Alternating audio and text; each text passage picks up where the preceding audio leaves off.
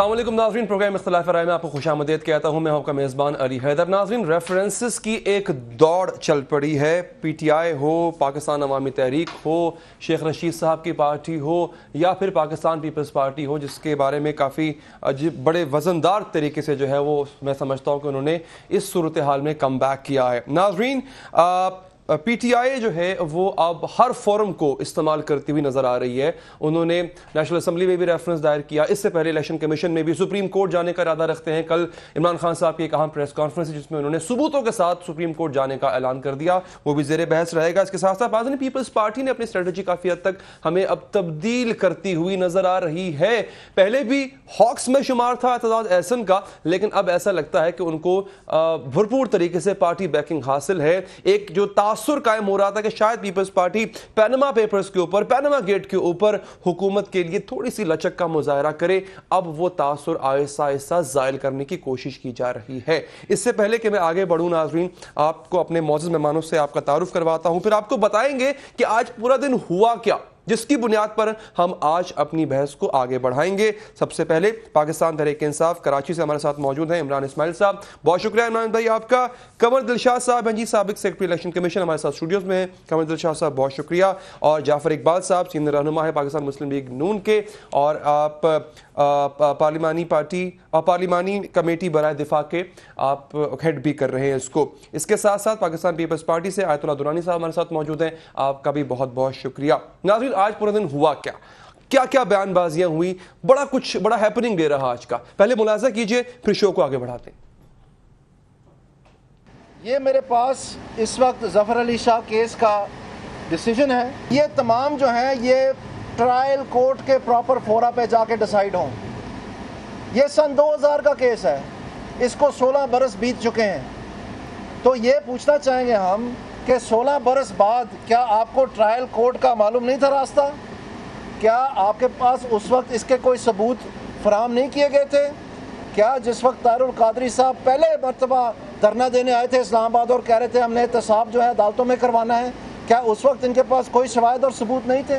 ये वही लोग हैं जो मियां नवाज शरीफ का पिछली कई दहाइयों से मुकाबला करना चाह रहे, लेकिन हमेशा अवामी अदालत से भी नाअहल हुए, सियासी तौर पर भी नाअहल हुए। वही अवामी और सियासी नाअहल मियां नवाज शरीफ को इसलिए नाअहल करवाना चाहते हैं कि वो इनका सियासी मैदान में मुकाबला नहीं कर सकते। ये तो थी नाज़रीन आज की बात। कल की बात यह है कि इमरान खान साहब ने प्रेस कॉन्फ्रेंस भी, उनके पास कुछ सबूत हैं, वो चाहते हैं कि उन सबूतों को सुप्रीम कोर्ट लेकर जाया जाए। वो सबूत क्या है, एक दफ़ा फिर इसको एस्टैब्लिश करते हैं, आगे बढ़ेंगे। सबूत देखिए।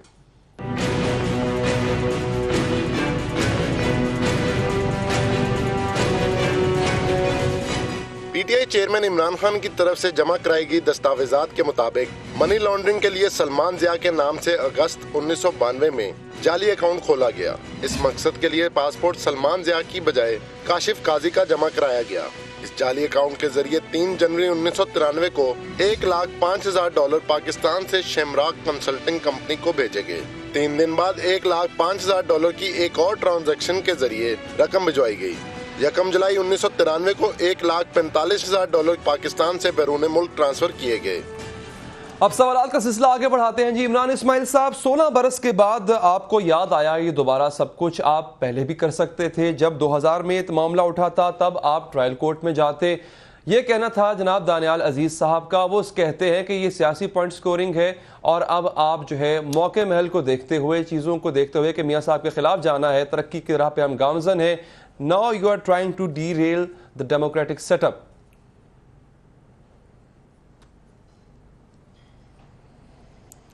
शुक्रिया जनाब अली साहब। बात यह है कि दानियाल अजीज़ साहब की जहाँ तक बात है तो मुझे उनसे बड़ी सिंपैथी है कि वो बड़ी कोशिश भी कर रहे हैं अपनी वो जो जिसको कहते हैं कि चापलूसी भी पूरी कर रहे हैं, लेकिन किसी तरह वज़ीर नहीं बन पा रहे। तो मेरी तो ये गुजारिश है, एक जाफर साहब बैठे हुए हैं, कि वज़ीर आज़म से कुछ सिफारिश करें कि इतनी खिदमत कर रहा है उसको बना दें। वज़ीर बेचारा बहुत फ्रस्ट्रेटेड हुआ है। उसका पनामा लीक्स के पेपर्स अब आए हैं बाहर जी। पनामा लीक्स का अब मामला बाहर आया है, शेमरॉक का अब मामला खुला है, नीलसन का अब पता चला है। इन्होंने तो कभी डिक्लेयर नहीं किया था, ये तो अब सारे मामला खुल रहे हैं। जब खुल रहे हैं और हमारी मर्जी, मैं आज जाऊं, परसों जाऊं, 10 दिन पहले जाऊं, एक साल पहले जाऊं, who is he to guide me कि आप उस वक्त क्यों नहीं कहा, आप आज क्यों जा रहे हैं? मेरी मर्जी। ये कौन है मुझे गाइड करने वाला? ये तो नहीं हो सकता ना कि मैं इनकी मर्जी पे चलूं। देखें, बात ये है कि जो शैमरॉक का जो मामला है, ये पनामा की तरह ये भी इमरान खान के जहन की चीज़ पैदावार नहीं है। बिल्कुल, ये शैमरॉक का भी जो मामला है ये स्टार ने निकाला है। स्टार क्या है? ये स्टोलन एसेट्स रिकवरी इनिशिएटिव, जो वर्ल्ड बैंक का इनिशिएटिव है, जिसको दुनिया रिकग्नाइज करती है। उसके वेबसाइट के ऊपर ये जो सारी भी आप डिटेल्स दिखा रहे थे ना, ये उसके वेबसाइट के ऊपर लगी हुई है। मैं विजिट कर चुका हूं, और ये कब से लगी हुई है? ये अगर इतने ईमानदार लोग हैं तो ये स्टार को सू क्यों नहीं करते? स्टोलन एसेट रिकवरी को सू करें ना कि जो आपने झूठा इल्जाम लगाया हुआ, नाम लिखा हुआ है मियां मोहम्मद नवाज शरीफ का कि इनके नाम से ये कंपनीज रजिस्टर्ड हैं और इसमें ये पैसे ट्रांसफर हुए हैं। ठीक है, ये उसको क्यों नहीं सू करते? बीबीसी ने प्रोग्राम किया पूरा इनके करप्शन के ऊपर, उसको सू नहीं करते। 2 किताबें लिखी गई इनके करप्शन के ऊपर, एक तालिबान शफल और दूसरी रेमंड बेकर की। किसी को सू नहीं किया, आज तक कोर्ट नहीं लेके गए। ये अजीब एक मामला है कि जो कोई इनको कुछ कहता है उसकी तरफ से आंखें बंद रखते हैं जहाँ मामला प्रूव करने का होता है। और लंदन हाई कोर्ट के फैसले के खिलाफ अपील में भी नहीं गए, बिल्कुल दूध के धुले हुए हैं। बिल्कुल ठीक है, मैं ये आपका सर पॉइंट आ गया। हाँ, उसमें भी नहीं अपील में जी। और जिस फैसले ने काफी हद तक इस शक को उभार दिया कि ये प्रॉपर्टी 93 में और 96 में पहले से खरीदी गई थी, खासतौर पर मेफेयर अपार्टमेंट्स, ये वो 99 के जजमेंट में काफी हद तक ये चीज एविडेंट है। उसका जवाब मैं लूंगा जाफर साहब से। लेकिन चूंकि इमरान इस्माइल साहब रेफरेंसेस का जो एक मामला चल पड़ा है, और सबसे बड़ी जो आज की खबर ये थी कि वजीर आजम समेत तमाम फरीकैन को इलेक्शन कमीशन ने नोटिस जारी कर दिया है। लीगली ये चीज किस हद तक परेशान कुन हो सकती है उन लोगों को जिनको नोटिस जारी किए गए हैं? मैं चाहूंगा उस पर पहले कमर दिलशाद साहब की राय ले ली जाए, ताकि फिर हम बहस को किसी चीज पर बुनियाद बनाते हुए आगे बढ़े। कमर दिलशाद साहब, ये क्या मतलब अगर ऐसा हो तो नोटिस पहले चले जाए, उसके बाद मुझे बताएं क्या कार्रवाई होती है, और अगर कुछ चीज़ साबित होती है, और मैं सिर्फ बात करूंगा मियां मोहम्मद नवाज शरीफ साहब की, क्योंकि सारा फोकस उन्हीं पर है, तो फिर उसके असरात क्या होंगे? बिस्मिल्लाहिर्रहमानिर्रहीम। जहाँ जैसे कि आपने इंट्रोडक्शन रिमार्क्स में आपने खुद ही बता दिया कि बड़े परेशान कुन मामला की तरफ हम बढ़ रहे हैं। पहली बात यह, जब इलेक्शन कमीशन पाकिस्तान एक बहुत बड़ा अहम और आइनी कानूनी इदारा है, और दूसरे लफ्ज़ में हम ये कह सकते हैं कि मदर ऑफ पार्लियामेंट है। तमाम पार्लियामेंट जो है वो इलेक्शन कमीशन के अंडर इसलिए होती है कि इस्टेब्लिशमेंट जैसे डिवीज़न जारी करता है ब्यूरोक्रेट नोटिफिकेशन, इसी तरह इलेक्शन कमीशन पाकिस्तान उनकी अहलियत नाअहलियत के बारे में बाकायदा जारी करता नोटिफिकेशन। ठीक, इस लिहाज से उन्होंने जो सोच समझ कर जो आज नोटिस जारी किए हैं और उससे जवाब तलब किया गया है कि आप इन तमाम इल्ज़ामात का जो कि रेफरेंस में शामिल किए गए हैं, आप उसका पैरावाइज तरीके से जवाब दें। ठीक है, उसके लिए वकला जवाब देंगे, किसी को हाजिर होने की जरूरत नहीं है। अपने वकला देंगे, खुद नहीं पेश होंगे, नहीं खुद नहीं होता, वो वकला ही आएंगे, उनकी तरफ से जवाब आ जाएगा। लेकिन क्या तलब कर सकता है इलेक्शन कमीशन अगर चाहे तो? हाँ, वो बाद में। अच्छा, वो तो मैंने बता दिया कि अब वो एक प्राइम मिनिस्टर की हैसियत से नहीं, एक कौमी असम्बली के मेंबर की हैसियत से उनको बाकायदा तलब करना पड़ेगा। तलब अच्छा, यहाँ पे एक पॉइंट मेरा और क्लियर कर दीजिएगा, ये अगर मैं गलत नहीं हूँ तो इससे पहले भी एक साहब थे जनाब एडवोकेट अजहर सिद्दीकी साहब, उन्होंने एक ऐसे ही रेफरेंस फाइल किया था, लेकिन नेशनल असेंबली में उन्होंने फाइल किया था, और उस वक्त अयाज सादिक साहब ने 2014 की बात, अयाज सादिक साहब ने ये कह के रद्द कर दिया था कि 63 के तहत 63(2) के तहत जो प्राइम मिनिस्टर का ऑफिस है उसको इम्प्यूनिटी हासिल है। तो जो अब नेशनल असेंबली में रेफरेंसेस फाइल हुए हुए हैं, क्या आपको लगता है वो दोबारा रद्द कर दी जाएंगे इसी बेस पर? कि वो एक बड़ी डिबेट है जो उसमें जो आता है उसमें प्रेसिडेंट की तरफ को तो बाकायदा इम्यूनिटी हासिल है, प्राइम मिनिस्टर के बारे में बहुत लाइटली लिया गया है इस मामले के। अगर कोई फैसला नहीं, वो जो होता है अगर कोई सरकारी मामलात में उनको फैसला ऐसा कर दिया है जिसकी बना पर उनको तलब करने की गुंजाइश नहीं होती, सरकारी मामलात में रूल ऑफ बिजनेस के तहत हुकूमत के मामलात में जो इस तरह के जो रेफरेंस ये तो माजी के किस्से हैं ना जी, वो निकल कर आ रहे हैं। पाकिस्तान आता है। अच्छा ठीक है, जाफर इकबाल साहब, इनकी मर्जी है जी। देखिए, पनामा गेट की चीजें सामने आई, वो यहाँ से नहीं, वो बाहर से आई। जब वो सामने आई तो देखे ना, आप भी तो इमरान खान साहब के 83 का मामला लेकर आ गए थे ना, तो हम आपसे पूछ सकते हैं ना पहले क्यों नहीं लेकर आए आप? आपको 83 के बाद अब याद आया? तो जब एक चीज पंडोरा बॉक्स खुल गया तो सबके चट्टे कट्टे आने लग गए जनाब। बिस्मिल्लाहिर्रहमानिर्रहीम, बहुत शुक्रिया। मेरे पाकिस्तान के तमाम इदारे बड़े काबिल एहतराम हैं, बड़े मोतबर हैं, और मेरा नहीं ख्याल कि वज़ीर आज़म समेत किसी शख्स को इस चीज़ पर एतराज़ हो या कर सकता हो या करना चाहिए, और ना कोई करेगा। हर शहरी को हक हासिल है कि कोई भी फ़र्द जो मेंबर कौमी असम्बली, मेंबर सूबाई असम्बली, मेंबर सेनेट इलेक्ट हुआ है, उसके ख़िलाफ़ कोई ऐसी दरख्वास्त है तो वो इलेक्शन कमीशन में दे सकता है और देनी चाहिए, अपने हक़ को इस्तेमाल करना चाहिए। हमें कोई एतराज़ नहीं अगर पीटीआई को वो कह रहे हैं कि हमारी मर्ज़ी, बहुत सारे मामलात में हमारी भी मर्ज़ी होती है और हमें गाइड करने बैठते हैं इमरान खान साहब कंटेनर पे चढ़ के। आपकी मर्जी जो है वो ऑपोजिशन बहुत सारे हुकूमती मामला चलाने में, हुकूमती मामला चलाने में उसमें भी ऑपोजिशन अपनी राय दे सकती के लिए एक कुर्सी है जिसे मैं अक्सर खाली देखता हूँ इमरान खान साहब की। वो बतौर सियासी कारकुन मुझसे जूनियर हैं, उम्र में बड़े होंगे, सियासी कद काठ में बड़े होंगे। उन्होंने वो सारी मंजिलें नहीं देखी जो मैंने देखी हैं, और उस कुर्सी तक पहुंचने में जितनी मेहनत लगती है और जितनी शद्दोमत से लोग वोट दे के भेजते हैं, फिर हक ये है कि आप वहां बैठ के अपनी मर्जी इस्तेमाल करें।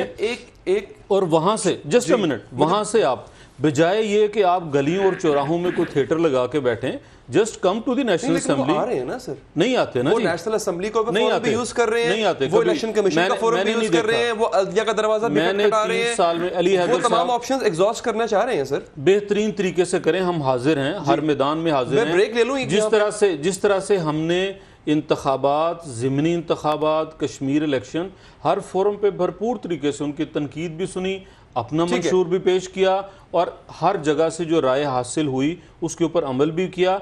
इलेक्शन कमीशन में गए, बहुत अच्छी बात। बहुत अहम है यहाँ पे, मुझे ब्रेक लेनी है, ब्रेक के बाद आऊंगा तो दुरानी साहब से ये बात करूंगा कि उनकी पार्टी ने अपनी स्ट्रेटजी, मुझे ऐसा लगता है शायद वो एग्री करें या ना करें, उन्होंने स्ट्रेटजी तब्दील की है। पाकिस्तान मुस्लिम लीग नवाज, और अभी हम बात सुन रहे थे दानियल अजीज साहब की, तलाल चौधरी साहब की, कहते हैं जी बड़ा कमजोर केस है। किस तरह कमजोर केस है, इनको क्यों लगता है ऐसा कि जो रेफरेंसेस दायर हुए हैं, जो चीजें इनमें शामिल की गई हैं, वो किस हद तक किस तरह कमजोर है, इस पर बहस होगी ब्रेक के बाद। ब्रेक के बाद हाजिर है नाजरीन, जो शैमरॉक कंपनी के हवाले से सबूत इमरान खान साहब ने फराहम किए हैं और जिनको लेकर के वो सुप्रीम कोर्ट जाना चाहते हैं, मैं चाहूंगा उसकी निटी-ग्रिटी, उसके दकीक नुकात पर जरूर बात हो इमरान इस्माइल साहब से भी। लेकिन दुरानी साहब पाकिस्तान पीपल्स पार्टी को यहाँ पर रिप्रेजेंट कर रहे हैं। दुरानी साहब, आपके जो मामलात थे सिंध में रेंजर्स के हवाले से, वो काफी हद तक आपकी मर्जी के मुताबिक तय हो गए। अब ये मैं एक पॉपुलर परसेप्शन यहाँ पे रखना चाह रहा हूँ जो लोगों के जहन में थी, और हम जैसे जो है वो तालिब इल्मों के जहन में भी यही बात थी। तो जब वो मामलात आपकी मर्जी के मुताबिक हल हो गए, तो फिर तो आपको पैनामा लीक्स के ऊपर गवर्नमेंट को थोड़ी सी लचक दिखानी चाहिए, थोड़ा क्वेश्चन देना चाहिए था। ये आपकी स्ट्रेटजी यकायक रातों रात कैसे बदल गई? बड़े अग्रेसिव मूड में आप आए हैं दोबारा पैनामा लीक्स के ऊपर। देखिए, एक चीज़ अपने बता दूं आपको कि किसी सूरत में भी कौमी मफाद को किसी ज़ाती मफाद के लिए, रियासती मफाद को, मुमलिकत के मफाद को किसी ज़ाती दोस्ती मफाद के लिए तो कुर्बान नहीं किया जा सकता ना। मुकद्दम है रियासत, मुकद्दम है पाकिस्तान, मुकद्दम है पाकिस्तान को तो आप कर रहे थे कौमी मफाद के लिए सर, अपने मफाद के लिए आप कर रहे थे। अमन अमान आपका मसला अभी भी कायम था, लेकिन आप चूंकि आपके ऊपर जो है आपके इंटीरियर सिंध में रेंजर्स जाना चाह रही थी, तो वहां पे आपको कौमी मफाद भूल गया दुरानी साहब। बिल्कुल, अगर आप रेंजर्स को सिंध के किसी कोने में भी अगर आप जाएं तो हर कोने में आपको नजर आएगा। सिंध रेंजर्स के साथ हमेशा मुंसलिक रहा है, आज से नहीं है, ये अपने कई दहाई मुकम्मल कर चुका है। लेकिन सवाल वो नहीं है, सवाल ये है कि रेंजर्स को कहीं भी अगर कोई बंदा नजर आ जाता है जो खिलाफ कानून, खिलाफ आइन काम कर रहा है, रियासत या हुकूमत या मुमलिकत के खिलाफ, आ गया, किसी वक्त भी पकड़ सकता है। चलिए, वो टॉपिक हमारा है नहीं। मुझे ये बताइएगा कि अब हम ये अब अचानक से एग्रेसिव स्ट्रेटजी आपकी आ गई है। मैं अब अखबारी इख्तलात है, मैं इसको मुसद्दका नहीं कहता, लेकिन ये बातें सामने आ रही हैं कि शेख रशीद साहब की और एक हुई है मुलाकात खुर्शीद शाह साहब से। उसकी वजूहात दुरानी साहब बात कर लें तो मैं बताऊंगा, मैं बताइएगा। लेकिन दुरानी साहब, ये कोई मुलाकात हुई है जी शेख रशीद साहब की खुर्शीद शाह साहब से? उसमें शेख रशीद साहब ने कहा कि जी आप नरम गोशा रखते हैं खुर्शीद शाह साहब मियाँ नवाज शरीफ साहब के लिए, तो कुछ थोड़ी बहुत कुछ तल्ख जुमलों का तबादला भी हुआ है। ये एक परसेप्शन है जो पीपल्स पार्टी की बिल्ड हुई थी। लेकिन मैं दोबारा कह रहा हूं, जो एतजाज एहसन ने आज कहा है, या जिस तरह से कल खबरें आ रही थी कि जनाब को इत्तफाक हुआ है नया कानून बनाने के लिए TORs तय करने के हवाले से, वो सब कुछ रद्द हो गया, तो ये दोबारा अग्रेसिव मूड में आ गए आप। देखिए, एक चीज़, आप ये किसी ज़ात के हवाले से नहीं है, सब के सब लोग हमें ये समझते हैं शायद हम ज़ाती हवाले से मियाँ नवाज शरीफ के खिलाफ हैं। मियाँ नवाज शरीफ साहब हो या कोई और हो, मुस्लिम लीग नून हो, मैं हूँ या जाफर इकबाल साहब हूँ, अगर हम लोगों ने खिलाफ आइन खिलाफ कानून को ऐसा काम किया है तो उसको ज़रूर हम लेके चलेंगे। ज़ाती तौर पर हम उसके मुखालिफ नहीं है, क्योंकि ज़ातियात की सियासत को हमने बहुत पीछे बहुत पहले काम किया था उस पर। हाँ ये है कि नवाज शरीफ साहब की पार्टी के अंदर ज़ातियात पर हमें खींचने की बड़ी कोशिश की जा रही है कि पीपल्स पार्टी ज़ातियात के फार्मूले पे चले, लेकिन पीपल्स पार्टी ज़ातियात के फार्मूले पर नहीं जा रहा है। हमने आईनी और कानूनी तकाजे पूरे करने हैं। 73 के आइन में जो कुछ लिखा हुआ है हमारे ज़ाती आईनी तकाजा है दुरानी साहब कि आप इलेक्शन कमीशन रुजू किया, आपने नेशनल असेंबली के स्पीकर को रुजू किया। अच्छा अगले पॉइंट पर मैं आता हूं जो अहम पॉइंट है। इमरान इस्माइल साहब, शैमरॉक कंपनी ये 1993 में $3 लाख पहुंचाए गए, ये तमाम चीज़ें आपके पास सबूत मौजूद हैं, इसको लेके आप सिर्फ सुप्रीम कोर्ट जा रहे हैं, आप इलेक्शन कमीशन में भी जो है इसको क्या इसकी पॉसिबिलिटी है कि इसको उन सबूतों का हिस्सा बनाया जाए ताकि आपका रेफरेंस मजबूत हो सके?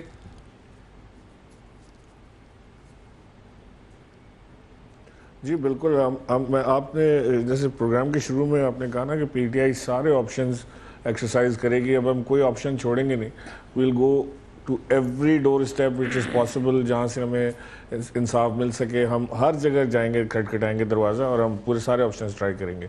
लेकिन बात ये हो रही है कि अभी जैसे पहले बात हो रही थी ना, इकबाल साहब भी फरमा रहे थे कि जी हमारी भी मर्ज़ी, हम जो भी करें, आपकी मर्ज़ी नहीं चल सकती, इसलिए कि आप हुकूमत वक्त हैं। ये नहीं हो सकता कि आपके पास किसी की करप्शन की फाइल हो और आपकी मर्ज़ी आप उसको इन्वेस्टिगेट कराएं या ना कराएं। हमारे चौधरी निसार साहब, बड़ी इज्जत है उनके लिए, लेकिन टीवी पर आके उन्होंने जो तकरीर फरमाई अभी 2 दिन पहले, उसमें वो बता रहे थे कि जी मुझे ये पता है कि किसने कॉन्स्टिट्यूशन एवेन्यू के ऊपर फ्री में अपार्टमेंट्स लिए करोड़ों रुपए के, मुझे ये पता है कि किसके टेंडर्स कैंसिल करके उन कंपनियों को दिए गए ठेके जिन्होंने कभी टेंडर में पार्टिसिपेट ही नहीं किया था, मुझे पता है कि जी फलाने की फाइल कहाँ पड़ी है, मुझे एलपीजी के ठेकों का पता है, मुझे इसका पता है। भाई अगर आपको पता है तो आपकी चॉइस नहीं है कि आप अपनी मर्जी पे एक्सरसाइज करेंगे। This comes down to blackmailing, कि अगर आपके पास फाइलें हैं और आप उनको नहीं पकड़ रहे हैं, इमरान साहब, आप ब्लैकमेलिंग नून लीग में ऐसा कहने वाले भी बहुत कम हैं, ये भी चौधरी निसार ही कह रहे हैं। अब तक आपको नहीं सुने ना, जिसके आपके पास देखिए चौधरी निसार इंटीरियर मिनिस्टर हैं जनाब, चौधरी निसार के पास बड़े पावरफुल इंटीरियर मिनिस्टर, अगर उनके पास सबूत हैं जैसे वो कह रहे हैं एंड आई बिलीव के होंगे, तो वो उनको कौम के सामने लाने चाहिए, इन्वेस्टिगेशन शुरू करानी चाहिए। किसका इंतजार करें? वो बार बार कहते हैं मुनासिब वक्त पे बताऊंगा। भाई मुनासिब वक्त की चॉइस आपकी नहीं, आपका फर्ज है कि अगर आपके पास एक की फाइल आ गई है जिसमें चोरी हुई है तो उसको आप खोलें, उसको आप अदालत में ले जाएं, उसको आप इदारों से तहकीकात कराएं। मैं तो इल्जाम लगा सकता हूँ ना, मैं तो अपोजिशन में हूँ, मेरे पास इदारे नहीं है, एफआईए मेरे नीचे तो काम नहीं कर रही, नैब तो मेरे नीचे काम नहीं कर रही, मैं तो प्रेशर ही दे सकता हूँ। मुझे ब्रेक लेनी है सर यहाँ पे। अगर आप नहीं सुनेंगे तो हमारा सड़कों पे आना हमारा जमहूरी हक है, वो हम एक्सरसाइज कर रहे हैं। ठीक है सर, ब्रेक मुझे लेनी है। ब्रेक के बाद एक और अहम नुकता पीटीआई के हवाले से भी वो यही है कि जो हाल ही में रैलियां निकाली पाकिस्तान तहरीक इंसाफ ने, पिछली रैली हो या फिर 14 अगस्त को, उसमें नाकदीन ये कह रहे हैं कि जो जिस तरह का मजमा, जिस तरह का क्राउड, जिस तरह का चार्ज क्राउड चाहिए था पाकिस्तान तहरीक इंसाफ को 2014 की तरह, वो नहीं मिला। इसकी वजह से उन्होंने दोबारा कोशिश की, चले अब सुप्रीम कोर्ट भी जाएंगे, अब हम यही सुप्रीम कोर्ट जिस पर बहुत कम एतमाद का इजहार किया गया माजी में पाकिस्तान तहरीक इंसाफ की जानिब से, तो शायद एक ये वजह भी बताई जा रही है कि पाकिस्तान तहरीक इंसाफ अब सड़कों के पर आने के ऑप्शन को रद्द करती हुई नजर आ रही है। ब्रेक के बाद उस पर बात होगी।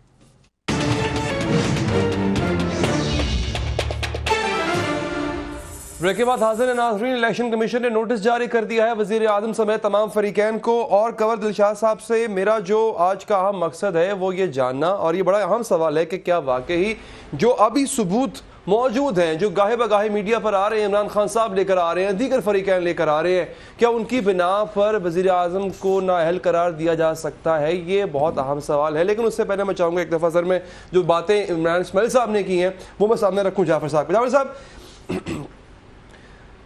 $3.5 लाख, अब ये होता है ना बातें हवा में उड़ाना। एक बात तो है इमरान खान साहब जो आए, परस कल आए, वो सबूतों के साथ आए, रसीदें साथ अटैच हैं, उनकी कॉपियां उन्होंने हमें भी भिजवाई, हमारे पास भी वो चीज़ें मौजूद हैं। वो शैमरॉक के एक नाम से कंपनी बनवाई गई, पैसे भेजे गए, उसके बाद सैकड़ों ऐसे कॉन्ट्रडिक्शंस हैं, कुलसूम साहबा का गार्डियन को दिया हुआ इंटरव्यू जिसमें वो कहती हैं जनाब ये बच्चों को पढ़ना था तो हमने खरीदे, और उससे आगे जो है वो साहबजादे का इंटरव्यू BBC हार्ट टॉक में कहते हैं जी हम रेंट पे रहते हैं। फिर 2006 के मामला के जब हमने फैक्ट्री बेच खरीदा, एक ऐसा बयान नहीं है जो दूसरे से मिलता हो।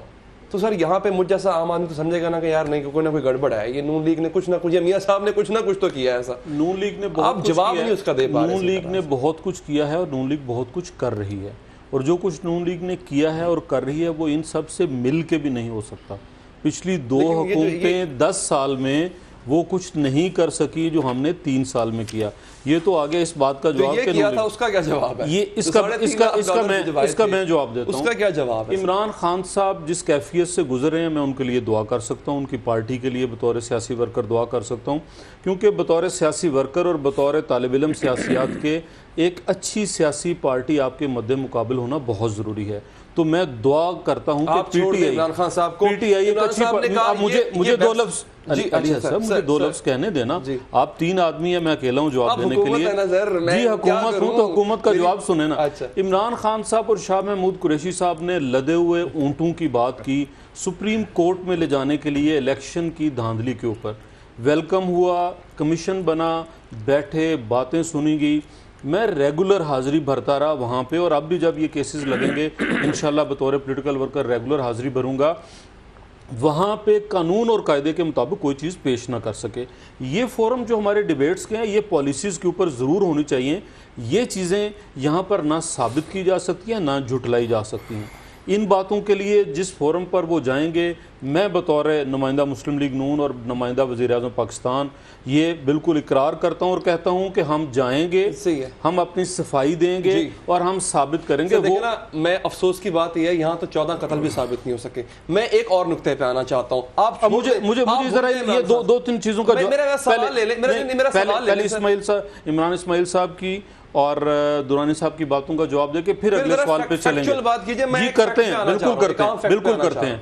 कश्मीर के इलेक्शन के बाद पीटीआई के पास वो मुझे खुशी, कश्मीर के इलेक्शन सर कभी पैरामीटर रहा है, कभी पैमाना रहा है, मुझे आप बताएं। पैमाना तो पीपल्स पार्टी आप सेंटर में थी, वो भी जीत गई। पैमाना है जब आप ये दावा कर रहे हो कि बहुत कुछ बदल चुका, हमने ये तीर मार लिए, वो कर लिए, और अब ये इलेक्शन जलसे हुए, कैंडिडेट उतारेगे, और वो बंदा जो कभी नहीं हारा, पीटीआई का नाम लगा और वो भी बैरिस्टर सुल्तान भी हार गया। इससे पहले आप भी हार गए थे, पीटीआई के नाम से आप हार गए थे। इस तरह नहीं हारे, इस तरह नहीं हारे मेरे भाई, जिस तरह वो हारे हैं उस तरह नहीं। 13 और 2 में बहुत फर्क है, 13 और 2 में बहुत फर्क है। और दूसरा 14 अगस्त को होना ये चाहिए था कि ये पेशावर में बहुत बड़ा जलसा रखते और पूरे 3 साल की कारकर्दगी बताते कि हमने ये काम कर लिए, ताकि पंजाब वाले इस बात पे हरीस होते, सिंध वाले इस बात पे, सिंध वाले, एक मिनट सुन ले मेरी बात, सुन ले, फिर उधर जाइएगा। ब्रेक भी मेरे हिस्से में आएगा, मैं बात करूंगा।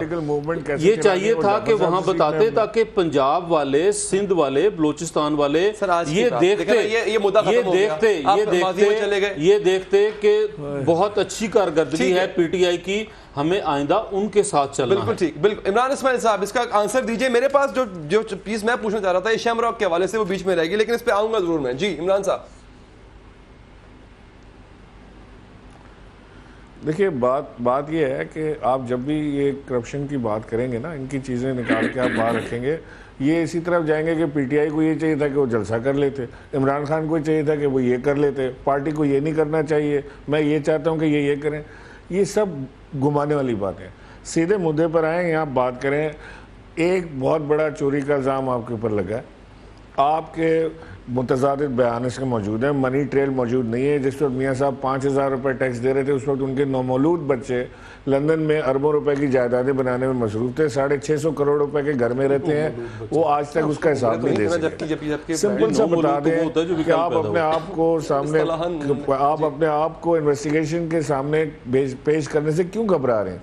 क्या नहीं घबराया? इमरान इस्माइल साहब, मैंने ऑन किया है, आप ये सारे सबूत टीवी चैनल्स के बजाय सुप्रीम कोर्ट तशरीफ लाइए, इलेक्शन कमीशन आइए, हम वहां पे हाजिर होंगे। लेकर तो गए। आप सब्र रखें, अपनी बारी पे बात कीजिएगा प्लीज। नहीं, आप अपनी बारी पे बात कीजिएगा। आप, मुझे पता है आपको नागवार गुजर रही होगी मेरी बात, जरा थोड़ा सा जहर पीने इसमें आप बात। मैं तो चाय पी रहा हूँ और बड़ी अच्छी चाय दी है। जो इन्वेस्टिगेशन पे पेश करने से घबराए, जो कौन घबराया?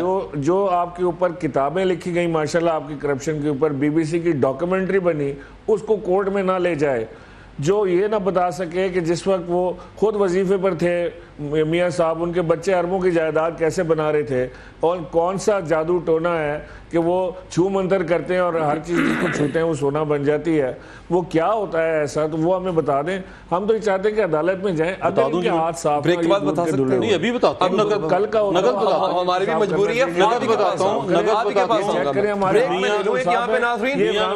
और इसमें मेरा उस वक्त से कारोबारी है जब इन्होंने पैसे डॉलर का देखा, बात का मजा किरकिरा हो जाएगा। ब्रेक के बाद जब आएंगे तो जाफर साहब इसका जवाब भी देंगे। मैं नाअहलियत की जो बात है वो कमर साहब से करूंगा। मेरा छोटा सा सवाल होगा कि ये तमाम अभी शमरॉक का मामला आया है, ये जो स्टार एक और डिपार्टमेंट है वर्ल्ड बैंक का, उसके मतलब ये किसी की पाकिस्तानी की इन्वेस्टिगेशन नहीं है। ये जिस तरह से पैनामा गेट्स आई थी उसी तरह से ये भी एक इंटरनेशनल फोरम पर ये चीज रिलीज हुई है। मियां साहब ही क्यों, और कोई क्यों नहीं होता? ब्रेक के बाद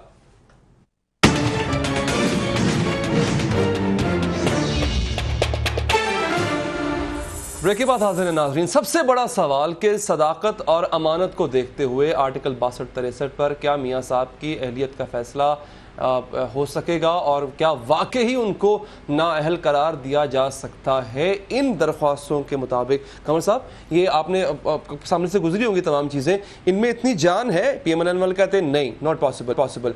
आपके मुताबिक इनमें इतनी जान है कि प्राइम मिनिस्टर की नाअहलियत का फैसला हो सके? नहीं, देखिए सबसे बड़ी अहम बात यह है कि हुक्मरान जमात के जो वकला जो इलेक्शन कमीशन पाकिस्तान के सामने पेश हुए, वो अपना मौक़िफ़ सही मायनों में बयान नहीं कर सके।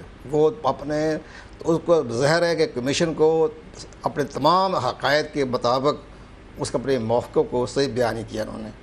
इस लिहाज से कि जब उसको मजबूर होकर इलेक्शन कमीशन पाकिस्तान ने जो रेफरेंस के तौर पर उनसे जवाब तलबी कर ली, उनसे कहा कि आपका जवाब दें। इसका कमजोरी की वजह से जवाब तलबी किया कि ये लोग मजबूत थे, ये मजबूत ताकत। इसके साथ मत देखा, इसमें आर्टिकल 62-63 की तो बात भी आती है। पहली सबसे बड़ी अहम बात ये होगी कि वो हो गए कि आपने अपने असासे जो गोशवारे इलेक्शन कमीशन के जमा होते हैं उसमें हक़ाइक़ के बरक्स हैं। वो हक़ाइक़ के बरक्स इसलिए हैं कि वो फॉल्स है, लफ्ज़ लिखा होता है FALS, फॉल्स, झूठे हैं। उसकी बना पर ये तमाम डॉक्यूमेंट्स वहाँ पेश हुए हैं। उन्होंने कहा है कि ये प्राइम मिनिस्टर साहब की बजाय उन्होंने कहा जी मियाँ मोहम्मद नवाज शरीफ साहब ने एज ए कौमी असम्बली के मेंबर के हैसियत से जो इलेक्शन कमीशन में जो जमा करवाए गए हैं वो दुरुस्त नहीं है, वो करप्ट प्रैक्टिस के ज़ुमरे में आते हैं। ठीक है, इसीलिए अवामी नुमाइंदगी एक्ट तो सेक्शन 42 है, उसमें लिखा है अगर कोई शहरी ये कहे कि जनाब इन्होंने ये गलत जमा कराए हैं और ये फॉल्स हैं, झूठे हैं, तो ये करप्ट प्रैक्टिस के तहत इलेक्शन कमीशन पाकिस्तान बाकायदा इस पर कार्रवाई करने का मजाज है। तक नौबत जा सकती है, नाअहल को सजा देंगे। वो बात की बात है, दोनों बात ये 62-63 की बात करते हैं, बहुत बात की बात है। पहली बात ये हो जाएगा कि आपने हक़ाइक़ छुपाएं। जब हक़ाइक़ छिपाने पर जुर्म साबित हो गया, जैसे ये तमाम डॉक्यूमेंट्स, अब हम भी इमरान खान की गुफ्सी को ये जो अखज़ किया आपने, वो सुप्रीम कोर्ट जाने की बजाय अपने सारे सबूत जो हैं जो उनके पास मौजूद हैं वो अब इलेक्शन कमीशन में जो जवाब आएगा PM हाउस की तरफ से, मोहतरमा की तरफ से भी आएगा, कैप्टन सदर की तरफ से भी आएगा, शहबाज शरीफ, इसहाक डार, उसके जवाब में ये तमाम चीज डॉक्यूमेंट पेश करेंगे जी हम इसके सबूत ये पेश करते हैं। सुप्रीम कोर्ट जाने की बात ना करें। अभी राइट फॉरम है ना, गलत फॉरम तो नहीं है ना? नहीं, अभी सही फॉरम नहीं है। पहला फॉरम जब इलेक्शन कमीशन पाकिस्तान आ गया है, यहाँ पहले जाएं, इसके यहाँ के फैसले के बाद फॉर या अगेंस्ट जो भी आए फिर आप जाएं सुप्रीम कोर्ट में। लेकिन इलेक्शन कमीशन पाकिस्तान के एक मसला हाई कोर्ट में। ठीक है, ये आपका मशवरा आ गया।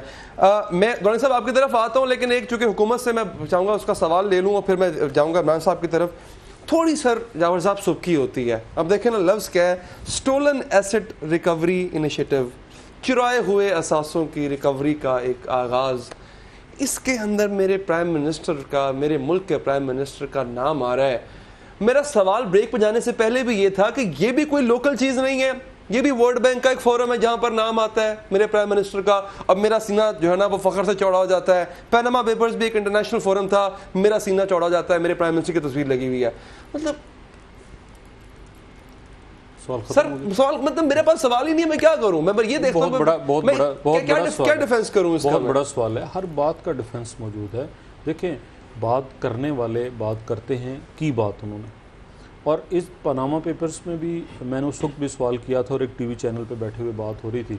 मैंने एक साहब का पूछा कि नाम उनका है लेकिन लेता कोई नहीं, तो आप लें बताएं कौन? फौरन ब्रेक के लिए आ गया पीछे नहीं, से। आप ले अभी लेना। और बात चल पड़ी। पनामा पेपर्स में भी प्राइम मिनिस्टर के अलावा बहुत सारे लोगों का नाम था। चलें, वो सबके पास लिस्टें हैं, शेयर करेंगे। मैं कह रहा हूं, मैं ब्रेक नहीं ले रहा हूं। मलिक रियाज साहब के बेटे के था, बहुत सारे मलिक रियाज साहब के साहबजादे का था, और उसी तरह है और उसी तरह बहुत सारे बाकी सिविल और आर्म फोर्सेस के इदारे, उनके आप क्यों घबरा रहे हैं? मैं नहीं घबरा रहा, वही बात इमरान खान साहब कहते हैं, वो आप गवर्नमेंट में हैं, पढ़ो, कैच देम अगर आपको कोई कल्प्रिट नजर आता है। मुझे दो लफ्ज कहने देंगे तो मैं उस पर बात करूंगा ना, दो लफ्ज कहने दें। इमरान इस्माइल साहब के पास पूरा सूबा मौजूद है, इदारे मौजूद हैं, मुझे कोई फहरिस्त फराहम कर दें खुदा के लिए कि जो उन्होंने वो जिम्मेदारी उनके वज़रा ने अदा की है, अभी तक जो लाइनें वहाँ लगी हुई हैं। एक वो डायरेक्टर जनरल तो एहतसाब का बर्दाश्त कर नहीं सके, और इसी तरह कई वज़ीर बर्दाश्त नहीं कर सके, कई चीफ सेक्रेटरी बर्दाश्त नहीं कर सके, जो पूछते थे कि ये आप क्या करने जा रहे हैं। तो बाकी लोगों को जो सबक देंगे, जो सबक देंगे। रही बात इनकी, इसकी बात है कि मैं इसी तरफ आ रहा हूँ, ये जवाब है। नाम देने वाले बैनुल कौमी सतह पे बहुत सारे इदारे, और हमें बड़ा उनके ऊपर एतबार भी है, बड़ा मान भी है। हम अपने इदारों पे उतना नहीं करते, पता नहीं क्यों नहीं करते। वो सारे इदारे जो हैं उनका भी आप देखें कि पूरी दुनिया से, क्या सिर्फ पाकिस्तान से ये पैसे जा रहे हैं, लेकिन बाकी दुनिया के मुतालिक नहीं आते। सुन लीजिए ना, 2 मिनट एक ही वक्त में तुर्की का, रूस का, और हमारा होते हैं ना, बाकियों के भी होते हैं ना। अगली बात आई, नहीं, एक मिनट, अगली बात आई कि मैं दोबारा ये बात दोहराता हूँ कि ये तमाम पेपर्स लेकर ये गए हैं इलेक्शन कमीशन में, हम पेश होंगे, हम अपनी सफाई देंगे, हमें पूरा मौका सफाई का मेरे पास का, मैं अपना सवाल नहीं रखूंगा, मैं चाहूंगा आप इसका जवाब दे दें एटलीस्ट। देखिए, मैं तो वही बात आपसे करूंगा कि ये आप जब भी इनसे सवाल करेंगे ना इसका, ये यही बताएंगे, अब ये यही कह देंगे। मैं कह रहा हूं ना, जहां आपने केस दायर किया वहां पे हाजिर होंगे, अपनी सफाई देंगे, बात खत्म। बीबीसी झूठ बोलता है, सू करना तो छोड़े, सिर्फ ये कह देंगे झूठ बोल रहे हैं ये सारे इदारे। भाई आप लोग सच कह रहे हैं, मौका दीजिए कि हम इलेक्शन कमीशन में जाके ये बात अपनी साबित कर सकते। पेशावर में क्या कर रहा है भाई, आपने ये कैसे, जो हम कश्मीर के इलेक्शन जीत गए, ये बेवकूफाना बातों से आप कौम को कब तक बेवकूफाना बातें हैं? स्ट्रेट एक आंसर देना है कि ये पैसा आपका जायज है और आप खड़े होकर जायज पैसा है, ये सब झूठ बोलते हैं, मैं इसको साबित करता हूँ कि जायज है। वो बात तो मुंह से निकलती नहीं आपके, उसके बाद आपसे भी ऊट पटांग बातें करने बैठ जाते हैं कि इमरान इस्माइल साहब, आप जरा लफ्जों का चुनाव बेहतर करें, सब चोर है। आप लफ्जों का चुनाव बेहतर करें। अगर कराची के लोगों ने आपको मुंतखब नहीं किया, कश्मीर के लोगों ने मुंतखब नहीं किया, KPK के अंदर आप जिमनी इलेक्शन हारते हैं, इसका कसूरवार मियां मोहम्मद नवाज शरीफ नहीं है, इसका कसूरवार पाकिस्तान के अवाम नहीं है। आपको टीवी चैनल पे जवाब नहीं मिलना, ये जवाब आपको अदालत में मिलेगा, इलेक्शन कमीशन में मिलेगा, जिस तरह धांधली केस का मिला था उससे ज्यादा मौसर मिलेगा। हमारे पास खत्म हो चुका है और मेरी कोशिश थी कि कम से कम इस पर कोई ना कोई बात हो सकती। आखिर में जाते जाते एक बात मैं करूँ, इमरान खान साहब ये तमाम चीज़ें लेके, ये पलंदे लेकर गए हैं। ये जिस तरह से ये वर्ल्ड बैंक की एक रिपोर्ट है स्टूडेंट एसेट इनिशिएटिव की, इससे पहले पनामा की थी, ये इंटरनेट पर अवेलेबल है, ये मैं भी लेके जा सकता था, ये आप भी लेके जा सकते थे। बात सिर्फ ये नहीं कि ऑपोजिशन ऐसा क्यों कर रही है। मेरा सवाल आज का ये था कि इंटरनेशनल फोरम्स पे ही क्यों, आखिर मेरे प्राइम मिनिस्टर का नाम ही क्यों है, इसका जवाब, और कम से कम इसको हमें क्लियर जरूर करना पड़ेगा। दीजिए इजाजत, अल्लाह ने के बाद।